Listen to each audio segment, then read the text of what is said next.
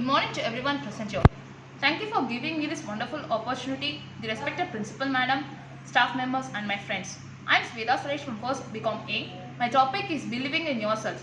Believing in yourself is an important ingredient to happy and productive life because come to terms with oneself, one can capable to doing a sort of fear without a fear of failures. As individuals in our self-confidence and whatever they do. Unfortunately, many people do not have a self-confidence themselves. It causes a various fear in their life.